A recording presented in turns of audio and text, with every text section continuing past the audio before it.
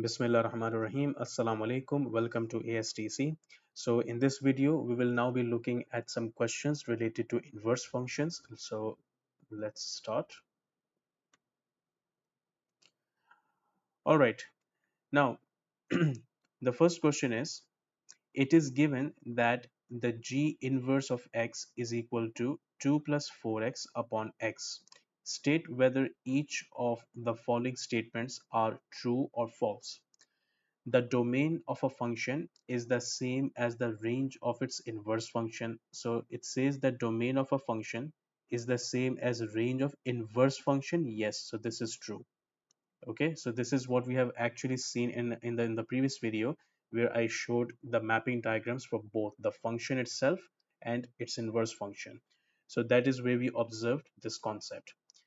Number two, the range of a function is the same as the domain of its inverse function. That is also true. Then the third statement is functions can be one-to-one, many-to-one, but never one-to-many. So this is concept. This is the concept that is related to domain and range. Okay. So we have seen that when we say one-to-one function, that means that you have one value of domain that is mapping exactly to one value of range. Okay, so this part is correct. Then many to one means that you can have more than one domain values, but they still map to exactly one element in the range. That is also correct, because the range can only be one for a function, or let's say that for a relationship to be defined as a function. It is necessary that you must have only one value in the range. That is why this part, okay, where it says the domain is one and you have many values for range, more than one value, so this is not a function. Okay, so this is not a function. So it says functions can be one to one, many to one, but never one to many. So yes, this is also true. A one to many relationship cannot be defined as a function. Okay, now then it says write down the steps to find the inverse function. Okay, so make sure that you write down all the steps clearly, so that you know that how to go in sequence whenever we are trying to find out the inverse function. Okay, now the first step is that you have to replace the f of x with y. All right, that is the first step. Second step will be swap x and y. So wherever you have x, you write y instead of it. Wherever you have y, write x instead of it. Step 3. Now we have to make y the subject of the formula. Finally, in our step 4, we will replace y with f inverse of x. All right. So now let's take a look at question number 1 and see how we can apply these steps sequentially. So f of x is equal to 5x plus 2. Find f inverse of x, that means the inverse function. So first of all, step 1, we write y equals to 5x plus 2. So we have to replace f of x with y. Step 2, you have to swap. Okay, so this becomes x and this becomes y. All right. Then step 3, now you have to make y the subject. Okay, so let me write this down over here. This is step 1, this is step 2, and now in step 3, make y the subject.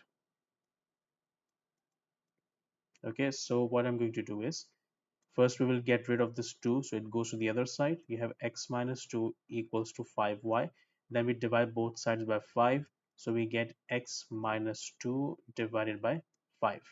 All right, then comes step number 4, where we replace y with f inverse of x.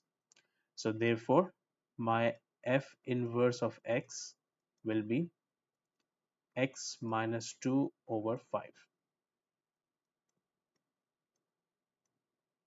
All right, so that is the answer to question number 1. Question number 2 is f of x equals to 3x minus 5. Find the inverse function. So again, we will apply the 4 steps that we have. So y is equal to 3x minus 5. That is my first step. Okay. Step 2. Then we have to swap. So this becomes x, this becomes y. Then step number 3, we make y the subject. So we have x plus 5 equals to 3y. Then y will be equal to x plus 5 over 3. Okay. Then in the final step, I'm going to replace y with f inverse of x. So therefore we'll say that f inverse of x is equal to x plus 5 over 3. So that is my answer to question number 2. Alright, question number 3 is h of x equals to 5x minus 1 upon 3. Find h inverse of x. So we know that h of x is 5x minus 1 over 3. So just because this is a bit different than the previous questions does not mean that we are going to change our method. Our method still remains the same, right? So the first step is that instead of h of x, we write y. So y equals 5x minus 1 over 3. Then we multiply, then we swap first of all. So this becomes x, this becomes y. Now we are going to make y the subject. Okay, so in that case, I'm going to multiply 3 to this side. So we have 3x equals 5y minus 1. You take 1 to the other side. So this becomes 3x plus 1 equals to 5y.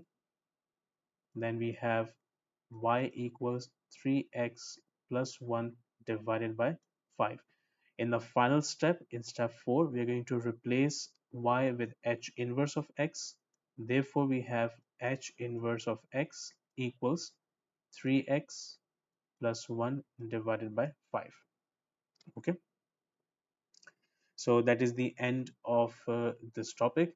Now, you might notice that for some of these topics, I haven't included many questions. Okay, and there's a reason for that. If we come down to page number 9. Now you see page number 9 says mixed questions. We're gonna start mixed questions from page 9 and they're gonna go all the way till page 21. Okay, because in these now the questions from this page and onwards, they will include all the concepts that we have covered since the beginning of the chapter. Okay, so that includes the domain and range, that includes your substitution of constants into the function, the substitution of variables into the function, the inverse function, and one of the last topics, which is composite functions, that we are going to do in the next video. Okay, so once we have covered all those topics, then we are going to start the mixed questions.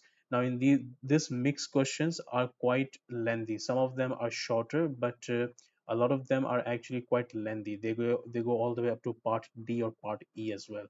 Okay, so anyhow, that is the reason why I haven't included many questions in our topical questions, right? Because we're going to do a lot more questions in the in the next few pages. Okay, so all right, I hope that this concept was clear. I'll see you in the next video with composite functions. Take care.